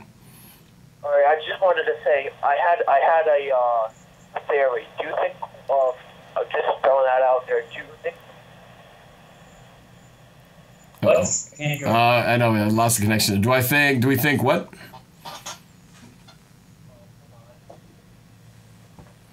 He's from New England, so it doesn't matter. Yeah, but he's a Seahawks fan in New England. That takes courage. We seem to be having a connection issue. Are you still there? Yeah, I'm still there. Sorry. Okay, I couldn't hear you. Yeah, talk, sir. What you want to tell us, sir? I was just thinking, Get out from under the covers, sir. Your mom won't be mad. Get out from under the covers and talk. We seem to be having technical difficulties. Let me go to another line here. We'll try them back in a bit. Let's go to the 910. Yeah, sure we will. Hold on a second. All right, to the 910. Who's this, and where are you calling from? Hey, Norb, my name is Robert, and I'm calling from South Carolina. Robert from South Carolina. Wait a second. Is this the Robert that's been in the chat talking about the Falcons? Oh, hold on. Sleeta wants to know: are you the Robert who's been in the chat room? No, I'm not. Well, you're not. Okay, Robert from South Carolina. Go ahead. Oh, well, okay. First, I want to point out, and no, I am not a Carolina Panthers fan. Okay, not a Carolina Panther fan. Okay, good to know. Okay, good. I'm a Seahawks fan. Awesome. I got a question for both of you. This is for both you, Norb, and Sleeta. What do you think is the most important game for both the Seahawks and the Falcons, and which game scares you the most this season? This is for both of y'all to answer. I just want to know. Okay, David, as the guest, I'll let you go first. I assume you're talking about in the remaining schedule, which game most important and scares us as in the final 6 games coming up here. David? Well, Robert, from wherever you say you're from, sir, I would say every game is the most important game. But the one that scares me the most, obviously, is New Saint. Not that we can't beat them, but it's a hated rivalry, and they're playing out of their mind right now. So that's probably what I would say. But to me, every game is important down the stretch. And I'm pretty sure Norb can agree. I would think. Thank you, Robert. Yeah, it's true. I mean, the most important game is the one you're playing next. So even though we're playing the 49ers, it's easy to go, oh, yeah, that's a win right there, and screw up and blow the game, and then your season could be lost to a 1-9 team. So the one in front of you is the most important. But I guess if we were to have some confidence and go, we will beat these guys, you know, the game that scares me the most, you know, how can you not be scared of the Eagles, being that they're 9-1, tops in the NFC, you know, looking pretty dang formidable watching them, you know, play their game. But they are coming to town. You know, yeah, we haven't had the same home field advantage the last 2 games that we typically have had. So, you know, it's hard to say that, you know, that's going to be the factor. But I'd rather be them playing here than us playing in Philadelphia. But that game definitely. Say this, sir. I'm rooting for you. It's kind of funny how this works, where our enemies quickly become our allies, and our allies quickly become enemies from week to week. But yeah, that Eagles game is circled on there. You know, we got to get past the Niners, but then that Eagles one was scary for quite a while. So now, in Seattle versus the Eagles, is Delia coming to Seattle for the game? Yeah. Speaking of Philadelphia, so Philadelphia, big time Philadelphia Eagles fan. Philadelphia? Yeah. In case she catches watching this here, she is, you know, from California. She came up last year to watch her Eagles get beaten by us, but we have done, you know, a couple of collaboration videos, rap battles, in fact, and we are doing a third one in the works right now, and we're going to release that before on the week of that game. But I have been trying to convince her to come up. I'm saying it's Sunday Night Football, prime time, only game in town at that time. You got to come up, and I think she's thinking about it. She wasn't planning to at first, but she's thinking about it. But I hope she does, because it would be fun to see her again. And be on camera with her before and after the game, but she hasn't decided yet. Right, and speaking of rap battles, just so you guys know, a lot of y'all who have followed Norb-Cam and I guess through last year's Super Bowl games that we played, we thought, and if Atlanta and Seattle meet in the playoffs, you will hear, hopefully, myself, Sports Live, and Norb come from. Yeah. All right. That's gonna be fun if it happens for sure. All right. So I think we tried to answer your question there. Was there a follow-up question in there, Robert? No, not really. I was actually going to ask you about if you were doing another rap battle, because I really enjoyed the last 2 y'all did, and it's just pretty fun. I like to hear what y'all come up with. It's pretty funny. Oh, thanks. But on my take, the game that scares me the most, I mean, I'm just going to make this quick because I know there's other callers. The game that scares me the most is definitely going to be Philadelphia, because they have one scary offense, so we're kind of banged up on defense. But I still feel like we can definitely pull it out. I predict that we still could pull it out, especially with that Sunday night prime time in CenturyLink, that the fans are going to be loud. And I'm really looking forward to it. But the game, to me, that really matters the most, I'm going to have to go with the Rams, because, of course, they're in our division. And looking at the Rams' schedule, they have a pretty tough schedule. I mean, we kind of do have a tough schedule. But if we beat the Rams, then, and if we're tied with the same record at the end of the season, we'll have, we'll win the West, which is the most important to me. Right. Yes, yeah. We definitely, all things aside, definitely need to keep pace with the Rams and beat them in the head-to-head. You know, if they drop a few games, and they got a tough schedule, like you said, so there's a good chance we could get ahead of them, and it'll make our job even easier and give us a little insurance, a little buffer room there. But yeah, definitely we got to take care of the business with that. And I think if we get the West, well, at least that gets us in the game and gets us a home game. So we got to get that one right there. So yeah, that would be the next game after that we got to take care of. But yep, no, it's going to be interesting, man. NFC is tough. The AFC is crap. But the NFC, man, a lot of good teams all jockeying for position. It's pretty awesome, actually, when you think about it from a football standpoint. If the NFC is so tight, which we have been for a while now, I think the NFC has had other teams throughout the recent years. Why do we keep losing Super Bowls? Well, who's won the Super Bowls for most of the last few years? The stinking Patriots, man. So, you know, we are good, but the AFC doesn't have as many good teams, but they got one really good team over there. I think when it matters. That's right. Hey, man, thanks for calling, man. I appreciate it, Robert. Thanks for calling in, sir. Go Hawks. Yeah, absolutely. I appreciate y'all letting me talk to you. I'm a big fan of you, Norb. I appreciate you, man, and thank you for the support and for taking the time to hang on here and be part of the show. Yes, sir. Go Hawks. And go Hawks. We get it done. All right. Well, you know what? I think let me give one more try to Matt in New England. If this doesn't work, we're gonna wrap up the show. Matt, we're trying you again to see if the connection is back on. Matt in New England, are you still there? Hello? Yeah, Matt. Hello? Is this you? Yeah. Okay, let's try this one more time because your phone was having issues. But let's see. What's on your mind? Yeah, static, yeah. Hello? I'm here. Okay, what's on your mind? All right, so I was going to say, do you think we could bring in like a veteran cornerback like Antonio Cromartie maybe to fill the shoes of Sherman? Antonio Cromartie, what's his status? Is he just on the street right now? I think he's leaning towards retirement. He might be a free agent right now. Not too sure. I don't know. Did you just sign with somebody? I know that. What's his name? Darrelle Revis just signed with the Chiefs. Yeah, that was announced today. Because some people were saying we should get Darrelle Revis, but so I didn't know he had anything left. Well, obviously it took long enough for somebody to sign him. So I don't. That's the thing is you get people who are on the street this long, this late in the game. They're on the street for a reason. Because if they were really good shutdown cornerbacks, they wouldn't be on the street. So maybe you get lucky if there's someone like that out there. Well, we just got Byron Maxwell in there, and he did okay for a guy who just had a couple practices and jumped right in back to the Seahawks.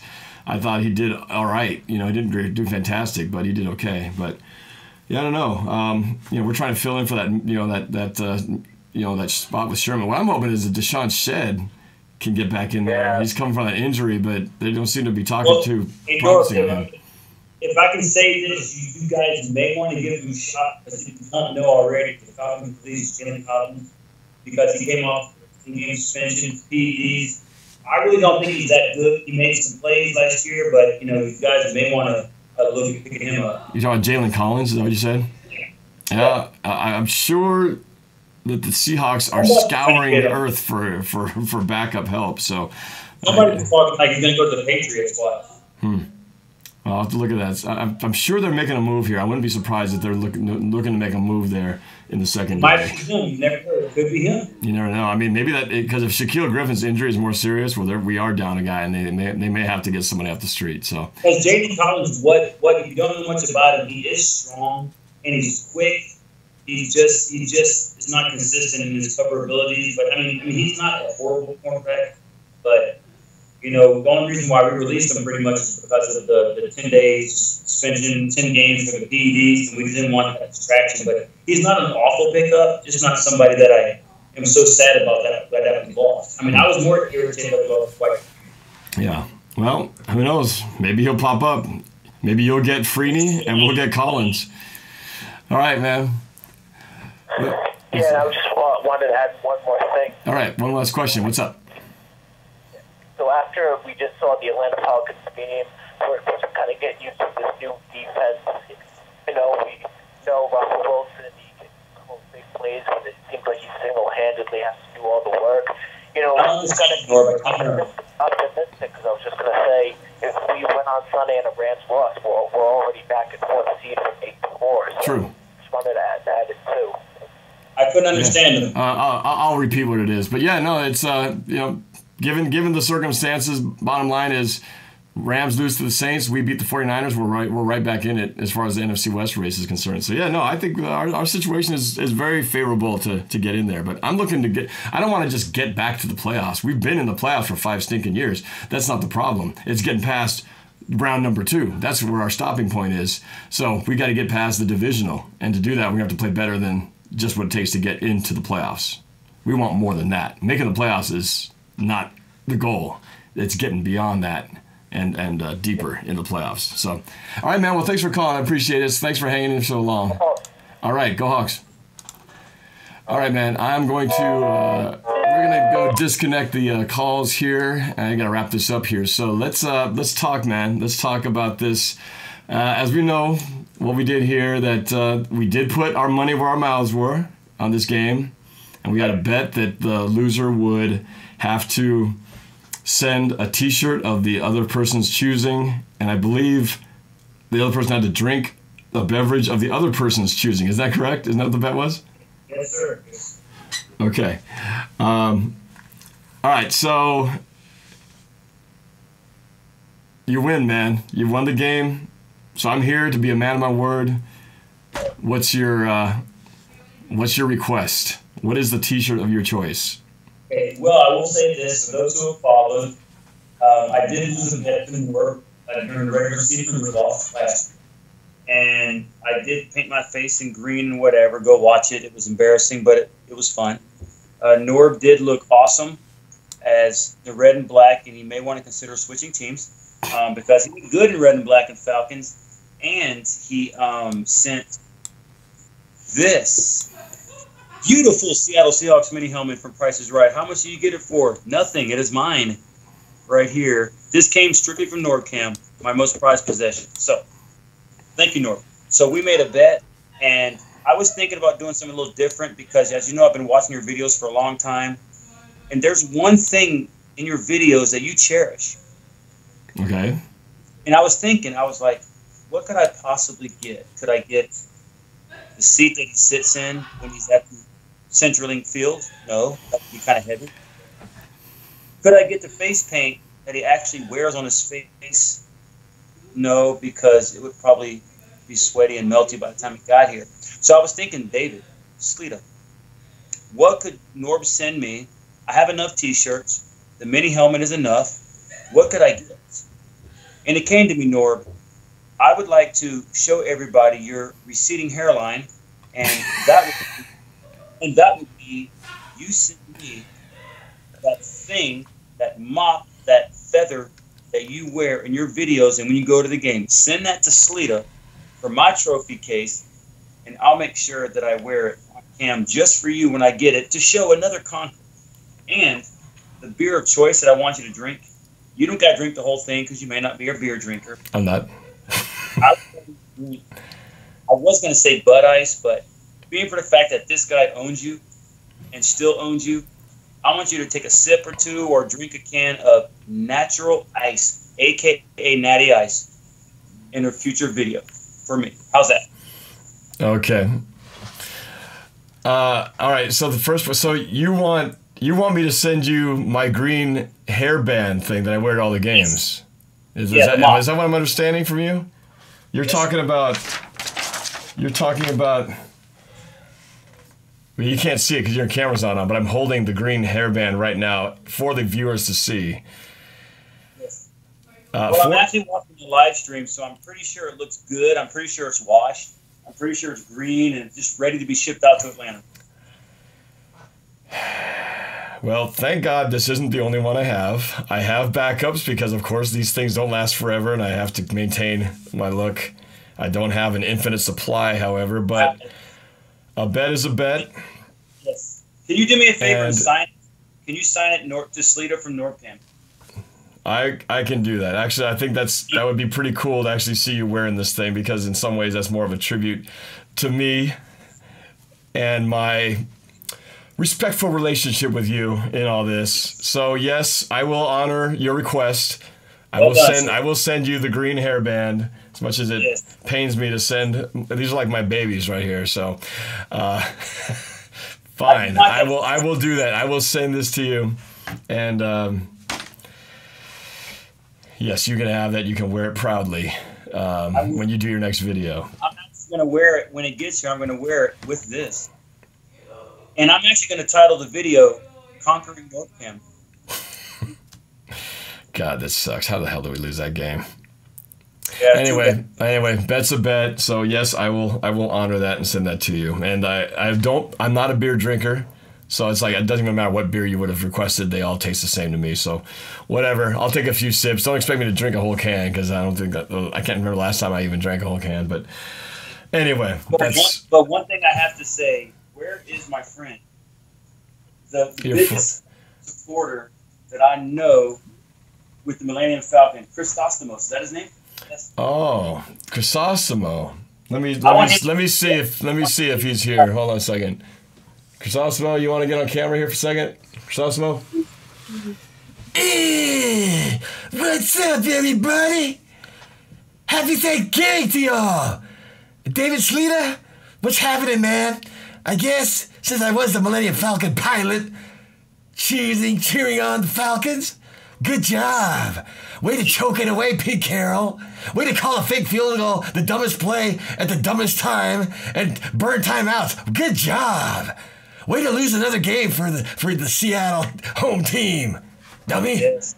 Greg, Chrysostomos, if I can actually speak to you for a second. What do you want? I would like to, your videos are awesome. Thank you. You know how to Millennium Falcon. You know how to wear the face paint. And I was wondering, have you ever considered, and I would gladly send you, a Matt Ryan jersey, a Falcons mug. How would you like that to become the real bird as a Falcon fan and put that in your Millennium Falcon and smoke it? How do you like that, sir? Let me think about it as I go off camera for a second to rest my face. Hold on. Well, the only problem is that I share the same body as Norb, so if I put that jersey on, I think it would burn my body to a crisp. So I don't think I could wear it because, that would be a little bit of a problem. I don't appreciate third-degree burns on my body, you know what I'm saying? But if you want to send me a cup, that's cool. I'll drink something out of it. You know what I'm saying? You would. Okay, so that's highly possible. So Chrysostomos, so if you can send me your address from the Millennium that you're from, let me know. And I hope you have a great Thanksgiving. Yeah. And I'll be meeting the playoffs so I can see you again, my friend. You bet, man. Have a good Thanksgiving too. Eat lots of turkey and get fat. That's what I plan to do. You mean like Norb? Hey. No. What are you talking about? Speak for yourself. Actually, you're not fat. You're kind of skinny and kind of gaunt looking. Anyway, been a pleasure. Happy Thanksgiving, guys. I gotta go. My face is getting tired. I'll see you later. Bye. All right. That was so awesome. All right, man. Well, I think it's about time we wrap this up. We've been going on for a good 1 hour and 41 seconds. Anyway, but man, that was fun, I suppose, except for the part where I had to acknowledge losing the bet. But it was a good game. It was one of the most entertaining games of the season. It should have been a win for us, but it wasn't. But it's always a fun thing to do collaborations like this, and I do. While you can be obnoxious sometimes, I do appreciate. I do appreciate your fandomness, your passion for your team, and it's always a good time. So thanks for sharing your insight, taking the time, man, and who knows? Maybe we'll meet again before this year is over. Can I say a final thought, Norb? Go ahead. Okay, Seattle Seahawks fans, I love doing these collabs with Norb. I love interacting with you guys in the chat. You guys got a really good team. It's granted, even though we've beaten you a couple times in a row, we would have to bring our A game in order to beat you if we met in the playoffs or down the road. I hope you guys get it fixed. I hope you guys make the playoffs, and I hope we meet up again for the third time in the postseason, and we'll do this again. So good luck the rest of the way. Stay healthy, too, by the way. Happy Thanksgiving, Seattle. All right. Happy Thanksgiving to you, man. And one last thought is that, if we do meet again, that means good things are happening because we're in the playoffs. And that's always good. That's always a good thing. It's always great to be in the playoffs. Always good to be the one of 8, 9 teams, whatever it is, that's in the playoffs, no doubt. That's right. All right. So, hey, real quick, too, before I say goodbye, we all sign off. Make sure, if you haven't already, subscribe, please, to Norb-Cam, and also check out David's channel, the man known as Sleeta. And so check out his YouTube channel as well. As the season goes along, you'll find more entertaining videos.